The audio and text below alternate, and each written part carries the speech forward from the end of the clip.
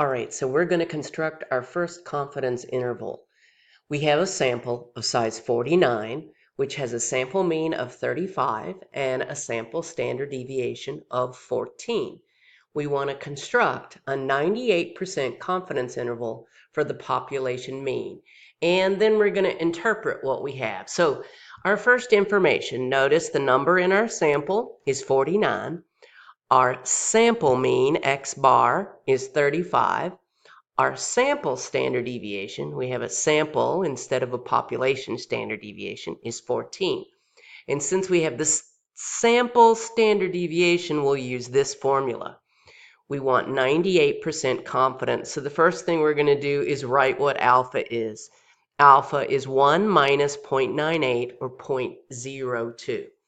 Now, when we look things up, though, on our Z chart, on our standard normal chart, we want alpha divided by 2. So if we divide 0.02 by 2, we get 0.01. Now, the examples in the textbook have been finding the area to the right. However, what we can do that is easier is to look up 0.01 in our cumulative standard normal table.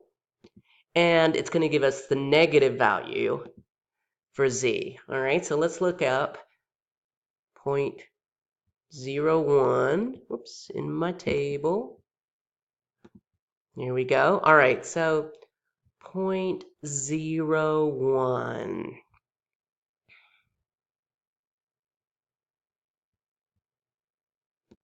All right, so as we're looking at the table, the closest thing to 0.01 is 0.0102 and 0.0099.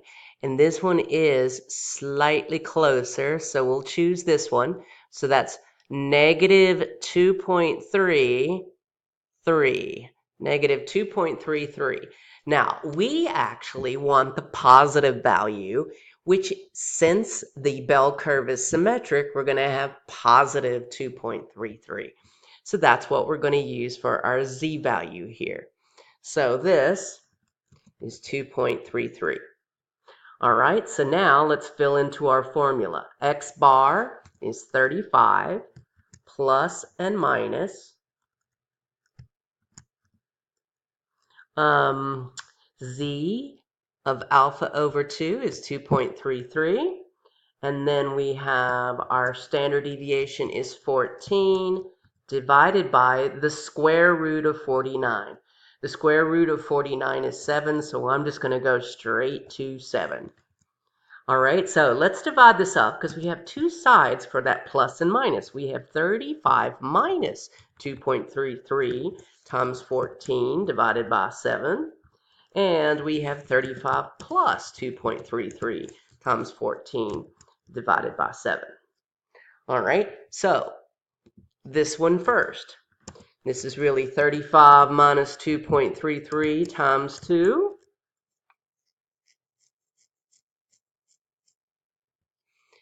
And which is really 35 minus 4.66.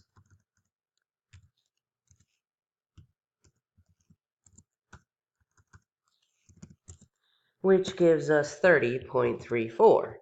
And we can kind of skip steps on this one because we've already figured out that the second half of this is 4.66. So we really have 35 plus 4.66, except I can't type.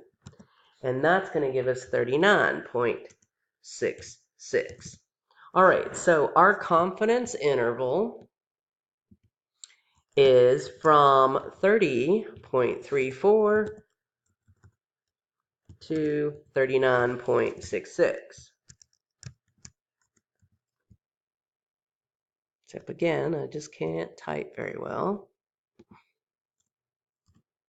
All right, now let's interpret that. Our confidence level is the first thing we start with. We are 98% confident.